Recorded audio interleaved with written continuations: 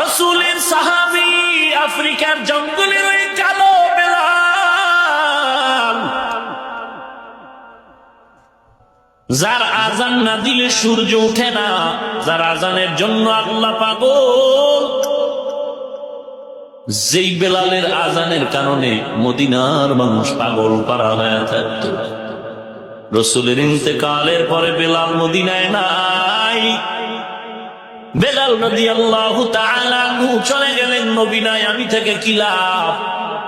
আজানও দেওয়া যাবে না, আজান বন্ধ হয়ে গেল। কিছুদিন পরে বেলাল মদিনায় আসলেন। মদিনার সাহাবায়ে কেরাম সবাই বললেন, সাহাবী বেলাল রাদিয়াল্লাহু তাআলা আনহুর কাছে আবদার জানাইলেন, রাসূল যে আজান শুনে খুশি, ওই আজান আমাদেরকে একটু শুনাইবেন। বলে, না না, আজানটা যেই নবীর জন্য দিয়েছি, ওই নবী না থাকলে আমি আজান দিতে চাই না। যেই বেলাল বেঈমানের ঘরের গোলাম, বেলাল জিহ্বাটা নাড়ায় নাড়ায় আল্লাহর স্মরণ করেন, আহাদ আহাদ আহাদ বলে আওয়াজ দেয়। বেঈমান মালিক বেলালের ঠোঁট নাড়াচাড়া দেখা বলে, রে বেলাল, তুমি জিকির করো, স্মরণ করো, ঠোঁট নাড়াও। বলে, আমার মালিক আল্লাহ তাআলা। বলে, বন্ধ করে দাও। বেলালকে যখন আঘাত করা হলো, বেলাল আরো জোরে আওয়াজ বাড়ায় দিল। এটাই তো ইসলামের নিয়ম। ইমানদারের ইমানের উপরে যখন আঘাত করা হয়, ইমানদারের ইমানের জোর আরো বেড়ে যায়। ভাইরা,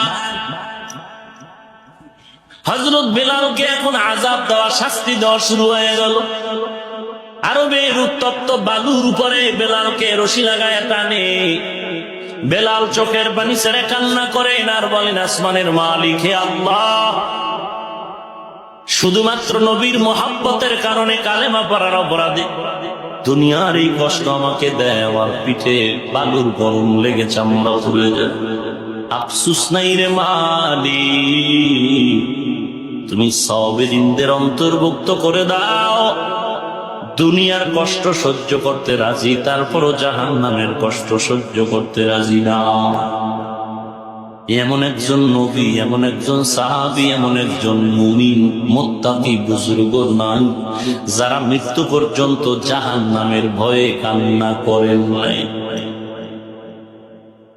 এমন কেউ নাই। অথচ আজ ময়দানে কান্নার আওয়াজ নাই, বরং কান্নার বিপরীত আওয়াজ। আমরা শ্রোতাবৃন্দ যারা আছি, আমরাও কান্না তেমন পছন্দ করি না, বরং যার বয়ানের ভিতরে আনন্দ, উল্লাস আর হাসি আছে, তার দিকে আমরা বেশি আকৃষ্ট হয়ে আছি। এখানেও লোক সমাগমের অভাব নাই, হাসির প্যান্ডেল লোকের সমাগমের অভাব নেই। কপাল বন্ধ হয়ে যাচ্ছে রে মুমিন মুসলমান।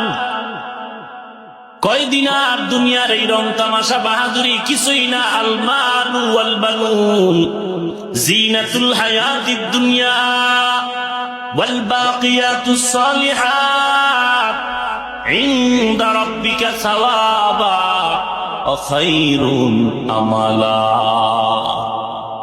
দুনিয়ার সম্পদ আর সন্তান, এটা দুনিয়া মাত্র সৌন্দর্য, বিউটি পার্লার। এরে আল্লাহর গোলাম,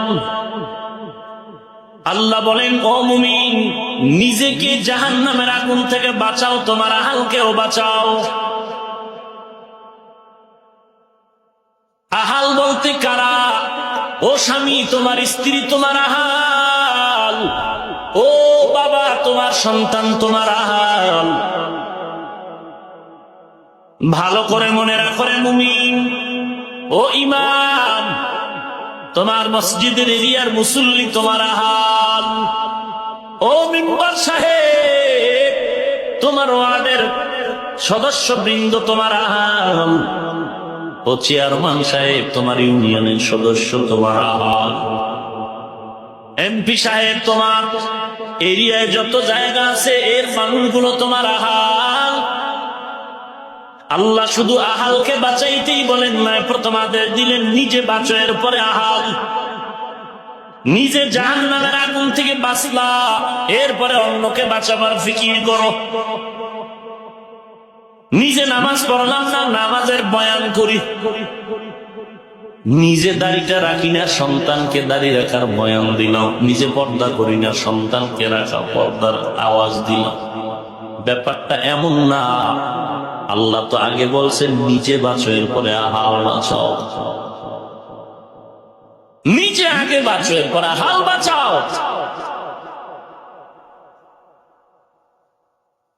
ওরে আল্লাহর গোলাম, এক নম্বরে খেয়াল রাখতে হবে আমি কি জাহান্নামের আগুন থেকে বাঁচতে পারলাম কিনা, এরপরে আহালের চিন্তা। কারণ দুনিয়াতে বিপদে পড়লে ডানে বামে বন্ধু বান্ধবের অভাব নাই। হাসরের ময়দানে কোন বিপদে পড়লে কেউ কারো না। আবার দুনিয়াতেই কত প্রমাণ দেখা যায়, স্বার্থের টানে সবাই কাছে আছে, স্বার্থে আঘাত লাগলে কেউ নাই। এমনকি সন্তানের বিপদে মাও থাকে না, বাবাও থাকে না। এরকম ঘটনা বাংলাদেশে হয়েছে। বিপদে পড়ার কারণে সন্তানের অবস্থায় বিপদ আসলো, মা বলে এই সন্তান আমার না।